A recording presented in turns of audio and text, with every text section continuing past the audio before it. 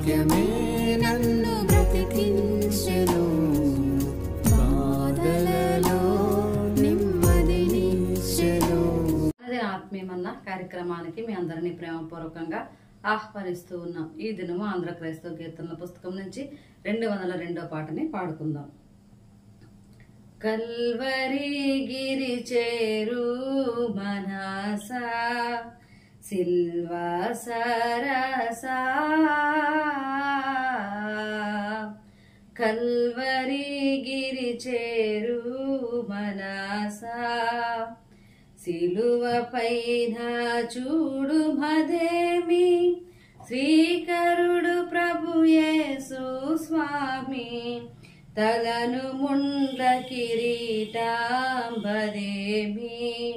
తరచి చూడు మీ కల్వరి గిరి చేరు మనసా. పరులకు పకారంబు సల్ప, ధరను వెలసిన వర పాదముల, కరకు మేకులు కొట్టేదరేలా, కరుణాలవాలా కల్వరి గిరి చేరు మనసా. ప్రేమ కృప నిర్మలత్వమును నియమమును గల మోము పైన, పామరుల మీ వేసేదరేలా, పాటించారేలా కల్వరి గిరి చేరు మనసా. సిలువధరి కాకర్షించుబు కలుడను ఘోర పాపిని, కలుషముల విడశక్తి నియుము, సిలువా ధ్యానమునా కల్వరి గిరి చేరు మనసా. క్రీస్తునందు ప్రియమైన దేవుని బిడ్డలారా, అనుదిన ఆత్మీయమన్న కార్యక్రమానికి మిమ్మల్ని అందరినీ ప్రేమపూర్వకంగా ఆహ్వానిస్తూ ఉన్నాను. ప్రియమైన దేవుని బిడ్డలారా, ఈ సమయంలో లెంట్లోని 15వ రోజుకు మనము ప్రవేశించి ఉన్నాం. యేసుక్రీస్తు మనలో ఖండిస్తూ ఉన్న కొన్ని లక్షణాలను మనము జ్ఞాపకం చేసుకుంటూ వస్తున్నాం.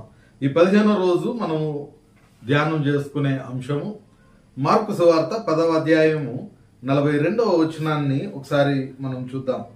యేసు వారిని తన యొద్దకు పిలిచి వారితో ఇట్లనెను, అన్యజనులలో అధికారులమని ఎంచబడిన వారు వారి మీద ప్రభుత్వం చేయుదురు, వారిలో గొప్పవారు వారి మీద అధికారం చేయుదురని మీకు తెలియను, మీలో అలాగుండకూడదు.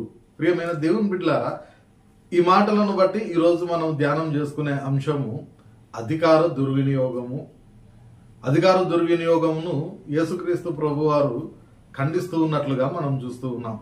ప్రియమైన దేవుని బిడ్డలారా, ఈ మార్కు సువార్త 10వ అధ్యాయము 35వ వచనం మొదలుకొని 52వ వచనం వరకున్న ఈ భాగంలో మనం చూస్తే 2 సంఘటనలు అక్కడ మనం చూస్తూ ఉన్నాం. మొదటి సంఘటనలో యేసుక్రీస్తు యొక్క శిష్యులైన యోహాను మరియు యాకోబు వారిరువురు కూడా యేసుక్రీస్తు దగ్గరకు వచ్చి ఆయన కుడి పక్కన ఒకరు ఎడమ పక్కన ఒకరు ఆయన రాజ్యంతో వచ్చినప్పుడు కూర్చోబెట్టుకోవడానికి అనుమతిని అడుగుతూ ఉన్నారు. లేకపోతే ఆ విధంగా కూర్చోబెట్టుకోవాలనే వాళ్ళ యొక్క ఆశను, కోరికను వాళ్ళు యేసుక్రీస్తుకు చెప్తూ ఉన్నట్లుగా మనం చూస్తూ ఉన్నాం. ఈ మాటలు ఎప్పుడైతే మనం చూస్తున్నామో వారి యొక్క కోరిక వెనుక దాగి ఉన్న ఆశ ఏంటి అనంటే అధికారం కావాలని వాళ్ళు ఆశపడుతూ ఉన్నారు. దైవికమైన విషయాలు యేసుక్రీస్తు ప్రభువారు ఎంత ఎక్కువగా చెప్తూ ఉన్నప్పటికీ ప్రజలు గాని శిష్యులు గాని అంత తొందరగా దానిని అర్థం చేసుకోలేని పరిస్థితుల్లో వాళ్ళు ఉంటూ ఉన్నారు. ఇక్కడ కూడా వాళ్ళు యేసుక్రీస్తు యొక్క కుడి పార్శ్వంలో ఒకరు ఎడమ పార్శ్వంలో ఒకరు కూర్చోవాలి అనే ఆశను వాళ్ళు చెప్తూ ఉన్నారు అని అంటే ఆ అధికారం అనేది వాళ్ళు కావాలని ఆశపడుతూ ఉన్నారు. ఈ అధికారము అనేది మిగిలిన ప్రజలందరి వల్లనే, లేదంటే ఆ పరిసయ్యుల వల్లనే వాళ్ళు కూడా అధికారము అనే దానిని తప్పుగా అర్థం చేసుకుంటూ ఉన్నారు. కాబట్టి లోకరీతిగా మరి ముఖ్యంగా ఆ ప్రజల యొక్క ఆ ఇద్దరు శిష్యుల యొక్క ఆలోచనలో ఆ అధికారం అంటే ఏంటి అని మనం ఆలోచన చేస్తే ఇక్కడ మనం చూస్తూ ఉన్నాం కదా, మొట్టమొదటిది అధికారము అనేది డామినేషన్కి సంబంధించిందని అనుకుంటూ ఉన్నారు. అంటే తమను తాము ఉన్నత స్థితిలో పెట్టుకోవడానికి ప్రయత్నం చేస్తూ ఉన్నారు. మేము అధికారం చెలాయించవచ్చు, పెత్తనం చేయొచ్చు అనే ఆలోచనలో వాళ్ళు ఉంటూ ఉన్నారు. సామెతల గ్రంథంలో మనం చూస్తాం కదా, 29వ అధ్యాయము 2వ వచనంలో మనం చూస్తే, నీతిమంతులు ప్రబలినప్పుడు ప్రజలు సంతోషింతురు, దుష్టుడు ఏలునప్పుడు ప్రజలు నిట్టూర్పులు విడుతురు అనే మాటను మనం చూస్తున్నాం. దుష్టులు ప్రబలినప్పుడు ప్రజలు నిట్టూర్పులు విడుతురు అంటే ఆ అధికారంలోకి ఎవరైతే వస్తారో వాళ్ళు లోకరీతి అయిన అధికారంలో ఒకవేళ ఉంటే వాళ్ళు ఏం చేస్తారంటే ప్రజలకు ఇబ్బందికరంగా ఉంటారు. ఇక్కడ మనం చదువుకున్న మాటల్లో దుష్టులు ప్రబలినప్పుడు ప్రజలు నిట్టూర్పులు విడుతురు అని అంటే వాళ్ళు ఏమి మాట్లాడడానికి వాళ్ళకు అవకాశం లేకుండా పోతా ఉంది. ఎందుకంటే అధికారం చేసేవాళ్ళు వాళ్ళు మాట్లాడడానికి అవకాశం ఇవ్వట్లేదు. నాకేంటి చెప్పేది అనే కాన్సెప్ట్లోకి వాళ్ళు వచ్చేస్తా ఉన్నారు. దీంతో ఆ ప్రజలుగా మాట్లాడడం అనేది మానేస్తా ఉన్నారు. అణచివేయబడడానికి వాళ్ళు సిద్ధపడుతూ ఉన్నారు. ఒక రకంగా అది అధికార దుర్వినియోగంగా మనం చూస్తాం. నిర్గమకాండంలో కూడా ఇజ్రాయేలు ప్రజలు ఆ విధంగానే నోరు మూసుకొని ఆ బానిసత్వానికి అలవాటు పడిపోయిన సందర్భాన్ని కూడా మనం చూస్తాం. కారణం ఏంటంటే నోరు తెరిచి మాట్లాడడానికి వాళ్లకు అధికారము అవకాశము లేకుండా పోయింది. కాబట్టి మొట్టమొదటిది అధికారం చేయడము అనంటే పెత్తనం చేయడము అని వాళ్ళు అనుకుంటూ ఉన్నారు. రెండవదిగా మనం జ్ఞాపకం చేసుకుంటే ఈ అధికారం చేయడం అనేది మ్యానిపులేట్ చేయడము అని మనం చూస్తూ ఉన్నాం. ఒకసారి మనం చూస్తే సామెతల గ్రంథం 26వ అధ్యాయము 24, 25 వచనాలను మనం జ్ఞాపకం చేసుకుంటే, పగవాడు పెదవులతో మాయలు చేసి అంతరంగంలో కపటము దాచుకొనును, వాడు దయగా మాట్లాడినప్పుడు వాని మాట నమ్మకము, వాని హృదయంలో 7 హేయ విషయములు కలవు. ప్రియమైన దేవుని బిడ్డలారా, ఈ మాటలు మనం చూస్తూ ఉన్నప్పుడు మ్యానిపులేట్ చేయడము అనంటే మాయ చేయడం. అధికారంలో ఉన్నాం కాబట్టి నాకే అంత తెలుసు అనుకొని తమ యొక్క అంతరంగ ఉద్దేశంలో వేరుగా పెట్టుకుంటాడు. బయటికి మాట్లాడడం మాత్రం చాలా మంచిగా మాట్లాడడానికి ప్రయత్నం చేస్తూ ఉంటాడు. వాని అంతరంగంలో వాని ఆలోచన వేరుంటది, బయటకు వాడు మాట్లాడే మాటలు వేరుగా ఉంటాయి. బయటకి ఎంత మంచిగా మాట్లాడతాడో హృదయంలో అంత దారుణాలు దాక్కొని ఉంటాయి. కాబట్టి అధికారం చేయడము అనంటే మొదటిది పెత్తనం చేయడం అయితే, రెండవది మాయ చేయడము. ఇక మూడవదిగా మనం జ్ఞాపకం చేసుకుంటే ఈ అధికారము అనేది ఐసోలేషన్కి సంబంధించిన విషయంగా మనం చూస్తాం. ఐసోలేషన్ అంటే ప్రత్యేకపరుచుకోవడం. ఎందుకు వాళ్ళు అధికారంలో ఉన్న వాళ్ళని ప్రత్యేకపరుచుకుంటారు అని అంటే, మేము అధికారంలో ఉన్నాం కాబట్టి మాకే అంతా తెలుసు, వీళ్ళకి ఎవరికి ఏం తెలియదు అనే ఆలోచనలోకి వాళ్ళు వచ్చి ఉంటారు. కాబట్టి వాళ్ళు ఎవరి మాట వినకుండా ఉండడానికి ప్రయత్నం చేస్తూ ఉంటారు. ప్రియమైన దేవుని బిడ్డలారా, ఆ మాటలు మనం ఎప్పుడైతే జ్ఞాపకం చేసుకుంటామో, సంఖ్యాకాండంలో ఒక మాట మనం చూస్తూ ఉన్నాం. సంఖ్యాకాండము 32వ అధ్యాయము 23వ వచనాన్ని మనం చూస్తాం. సంఖ్యాకాండము 32వ అధ్యాయము 23వ వచనాన్ని మనం చూస్తే, మీరు అట్లు చేయని ఎడల యెహోవా దృష్టికి పాపము చేసిన వారగుదురు గనుక మీ పాపము మిమ్మును పట్టుకొనును అని తెలుసుకొనుడి. అంటే వాళ్ళు మాకే అంతా తెలుసు అని అనుకొని తమను తాము ప్రత్యేకపరుచుకొని వాళ్ళు చేసే కార్యాలన్నీ కూడా పాపంగా ఉంటాయి. అవి ఎంతో కాలము దాచి ఉంచబడవు. ఖచ్చితంగా అవి దేవుని దగ్గర బయటికి తీసుకొని రాబడతాయి. ఈ 3 విషయాలు లోకరీతి అయిన అధికారంలో ఉంటాయి. ఆ శిష్యులిద్దరు కూడా ఆ అధికారాన్ని కోరుకుంటూ ఉన్నట్లుగా మనం చూస్తూ ఉన్నాం. అయితే ఈ అధికారాన్ని గురించి యేసుక్రీస్తు స్పష్టమైన అవగాహన కలిగి ఉన్నాడు.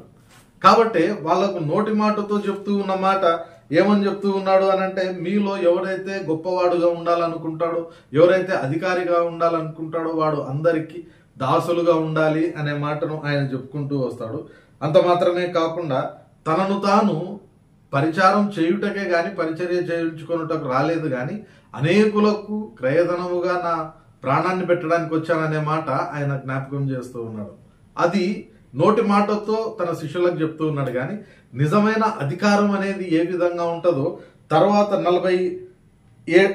46వ వచనం నుండి 52వ వచనం వరకు జరిగిన ఆ సంఘటనలో ప్రత్యక్షంగా తన యొక్క అధికారాన్ని ఆయన ప్రదర్శించినట్లుగా మనం చూస్తూ ఉన్నాం. అక్కడ మనం చూస్తే ఆ 46 నుండి 52 వచనాలలో జరిగిన సంఘటన భర్తమయ్య అనే ఒక భిక్షకుని యొక్క స్వస్థతను మనం చూస్తూ ఉంటాం. అక్కడ యేసుక్రీస్తు ఆ మార్గంలో పోతున్నాడని తెలిసి ఆయన ఏం చేస్తున్నాడంటే ఆ గుడ్డి భిక్షకుడు కేకలు పెడుతూ ఉన్నాడు యేసుక్రీస్తు కొరకు. కానీ అందరూ కూడా వారిని సైలెంట్గా ఉండమని చెప్తూ ఉన్నారు. కానీ నిజమైన అధికారి అనేవాడు ఏం చేస్తాడు అని అంటే, అటువంటి పరిస్థితులు ఎదురైనప్పుడు ఆ అధికారి యొక్క అవసరం ఉంది అని ఎవరైతే పిలుస్తూ ఉంటారో ఆ పిలుపును విని ఆగిపోతారు. ఇక్కడ యేసుక్రీస్తు చేస్తూ ఉన్న పని కూడా అదే అన్నట్లుగా మనం ఇక్కడ చూస్తూ ఉన్నాం. ఎందుకంటే 49వ వచనంలో మనం చూస్తాం కదా, అప్పుడు యేసు నిలిచి అనే మాటను మనం చూస్తూ ఉన్నాం. వెళ్ళిపోతూ ఉన్న వ్యక్తి, జనసమూహం ఎక్కువగా ఉంది, అయినప్పటికీ కూడా ఆ ఒక్కడు అవసరతను బట్టి పెడుతూ ఉన్న కేకను ఆయన విని నిలుస్తూ ఉన్నాడు. కాబట్టి నిజమైన అధికారము అనేది నిలుస్తుంటుంది. రెండవదిగా మనం చూస్తాం కదా, నిలిచి ఆయన చేస్తూ ఉన్న పని ఏంటి అని అంటే, వారిని పిలువుడి అనే మాట ఆయన చెప్తూ ఉన్నాడు. అంటే ఆయన నిలవడం మాత్రమే కాదు, వారి యొక్క కేకలు విన్నాడు. కాబట్టి నిజమైన అధికారము అనేది వినడానికి వేగిరపడేదిగా ఉంటుంది. సామెతల గ్రంథంలో ఒకసారి మనం జ్ఞాపకం చేసుకుంటే 12వ అధ్యాయము, సామెతల గ్రంథము 12వ అధ్యాయము 15వ వచనాన్ని ఒకసారి మనం చూద్దాం. ఇక్కడ ఆయన అంటూ ఉన్నాడు కదా, మూడుని మార్గము వాని దృష్టికి సరి అయినది, జ్ఞానము గలవాడు ఆలోచన అంగీకరించును.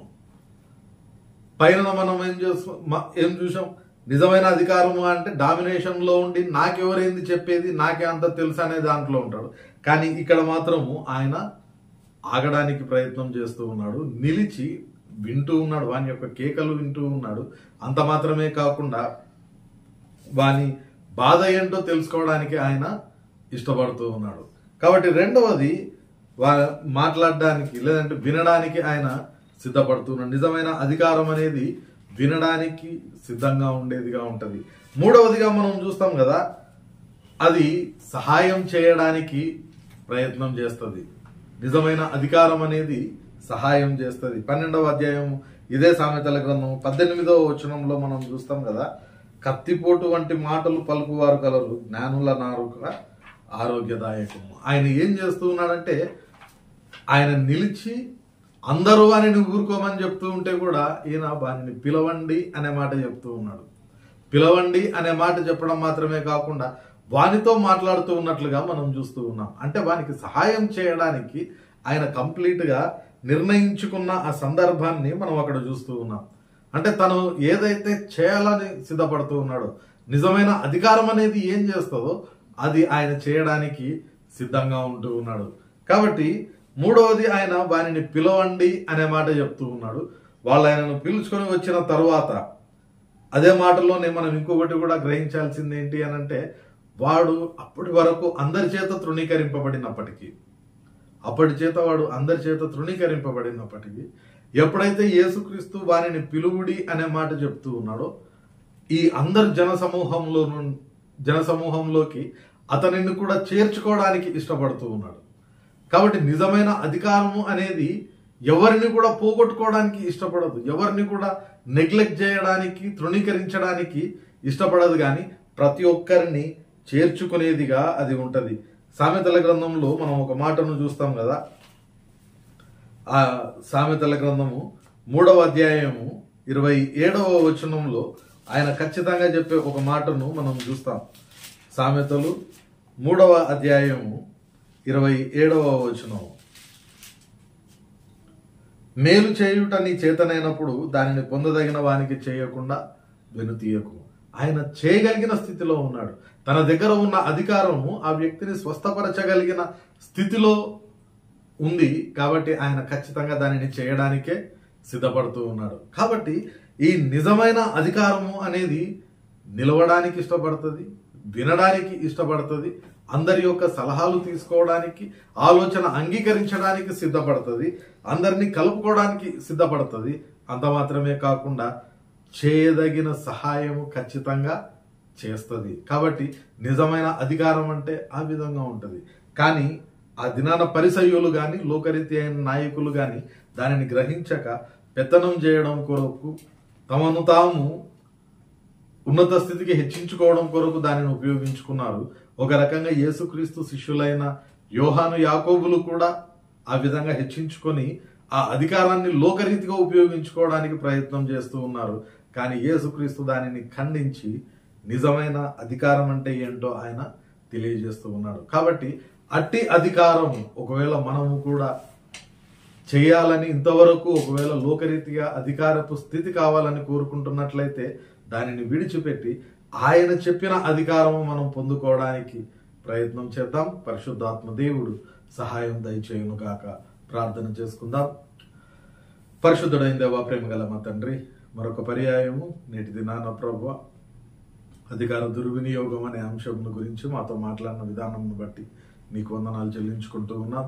లోకరీతి అయిన అధికారమును ప్రభువా మేము కోరక, ప్రభువా నీవు ప్రదర్శించిన నాయకత్వపు విలువలను, అధికారపు విలువలను మేము మా జీవితంలో కలిగి ఉండడానికి మీ కృప మాకు దయచేయమని వేడుకుంటూ ఈనాటి పని పాటలన్నింటిలో కృప దయచేసి క్షేమంగా నడిపించమని, రేపటి దినాన మరొక పర్యాయము నీవు అనుగ్రహించేయాలి.